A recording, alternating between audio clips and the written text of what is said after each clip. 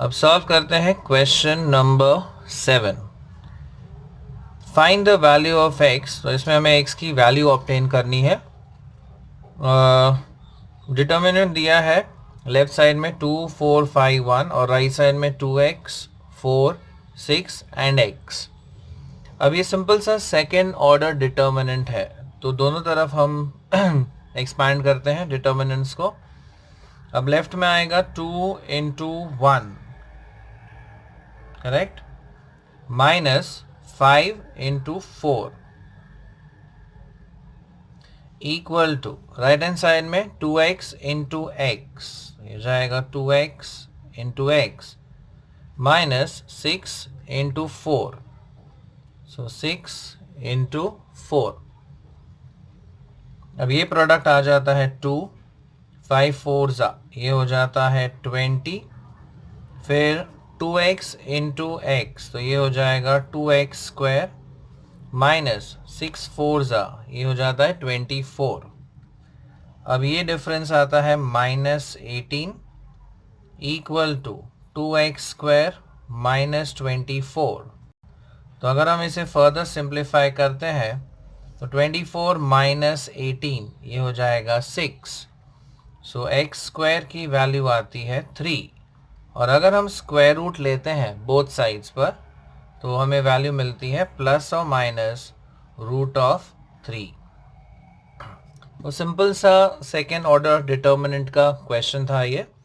अब ऐसा ही similar question है क्वेश्चन नंबर 2, क्वेश्चन 7 का सब क्वेश्चन 2। तो इसे भी हम सिंप्लीफाई करते हैं। ये भी आएगा 2 इंटू 5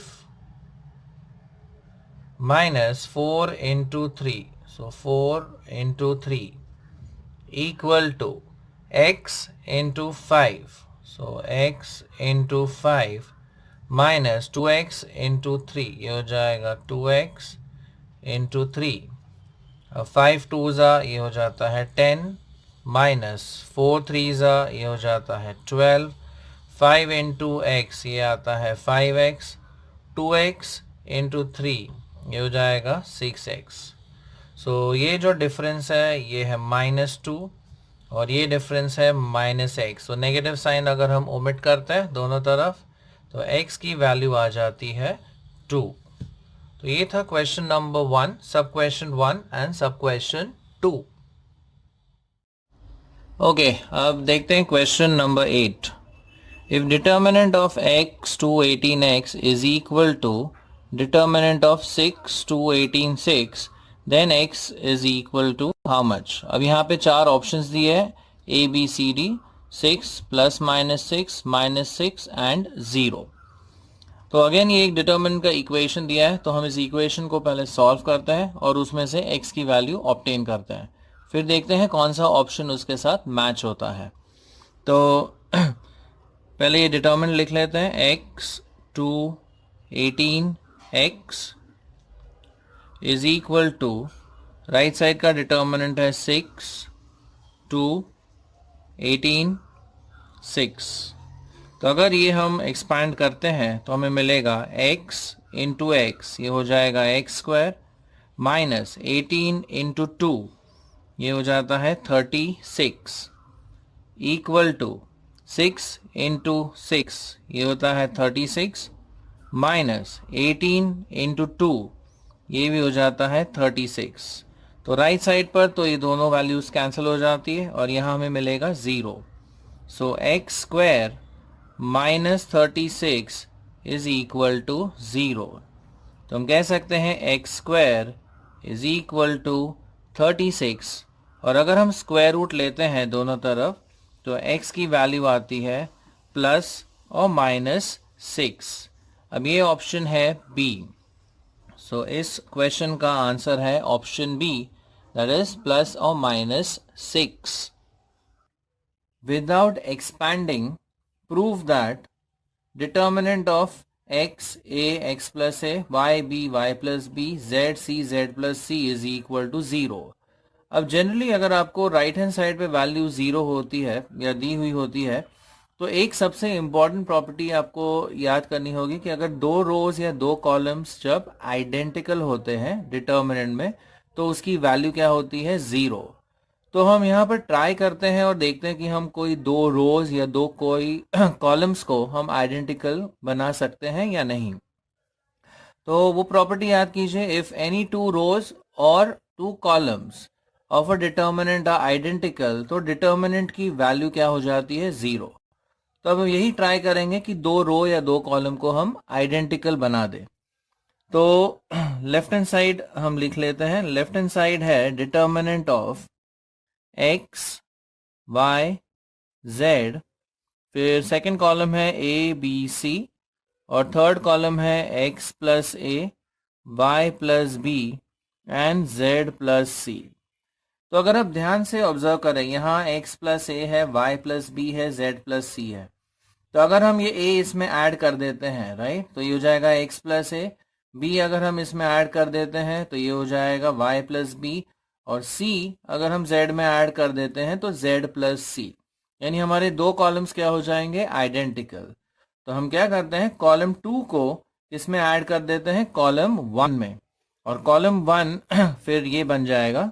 तो बिफोर यू राइट दैट हम ये मेंशन करेंगे कि C1 में, दैट इज फर्स्ट कॉलम में, हमें लिखना है C1 प्लस C2।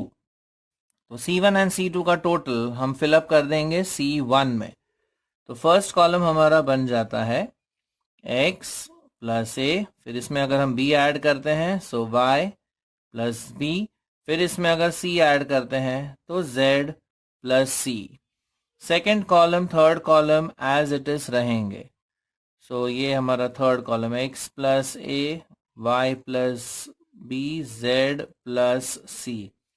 तो अगर आप ध्यान से देखें तो C1 एंड C3 ये दोनों कॉलम्स क्या हो गए, आइडेंटिकल। तो इस डिटर्मिनेंट की वैल्यू क्या हो जाती है, 0, which is equal to RHS। तो यहाँ पर रीजन आपको मेंशन करना पड़ेगा कि C1 and C3, column 1 and column 3 are identical, इसलिए इस डिटर्मिनेंट की वैल्यू क्या है, 0। अब एक्सरसाइज 4.2 का हम सेकंड क्वेश्चन लेते हैं। यहां दिया है, without expanding prove that determinant of a minus b, b minus c, c minus a, second row है b minus c, c minus a minus b, और थर्ड रो है c minus a minus b, b minus c. इसकी value हमें चाहिए equal to 0। तो अगर आप ध्यान से देखें, ये सारे डिटर्मिनेंट में तीन ही टर्म्स है, ओके। एक है a माइनस बी, फिर है b माइनस सी, और तीसरा है c माइनस ए। सिर्फ आगे पीछे वो अरेंज्ड है, right. So throughout if you see, तीन ही टर्म्स आपको दिखेंगे, a माइनस बी है, b minus C and c minus A. इसके अलावा और कोई टर्म्स है नहीं, साइक्लिक ऑर्डर में a b b c c a। तो इस टाइप के सम्स को सॉल्व करने का एक सिंपल सा तरीका है। आप क्या कीजिए, तीनों रोज का एडिशन आप कर दीजिए, और वो तीनों रोज का टोटल जो है वो हम पुट अप कर देंगे R1 में। Okay, so whenever you have these three terms like a minus b, b minus c, c minus a, या फिर ऐसे भी हो सकता है a plus b, b plus c, c plus a, मतलब साइक्लिक ऑर्डर वाले टर्म्स ही अगर आपको सारे डिटर्मिनेंट में स्प्रेड आउट अगर दिखते हैं, तो एक सिंपल सा स्टेप आप याद कीजिएगा, R1 plus R2 plus R3, आपका काम काफी आसान हो जाएगा। सो यहाँ पर भी हम वही यूज करके देखते हैं। सो R1 की जगह पर हम रिप्लेस करेंगे R1 plus R2 plus R3 इनके टोटल को। तो हमें वैल्यू मिलती है, अगर हम ये सब वैल्यूज को ऐड कर दें तो a एंड माइनस ए ये कैंसिल हो जाएगा, minus b and plus b ये भी कैंसिल हो जाएगा, माइनस सी प्लस सी ये भी कैंसिल हो जाएगा, मतलब फर्स्ट वैल्यू हमें मिलेगा 0।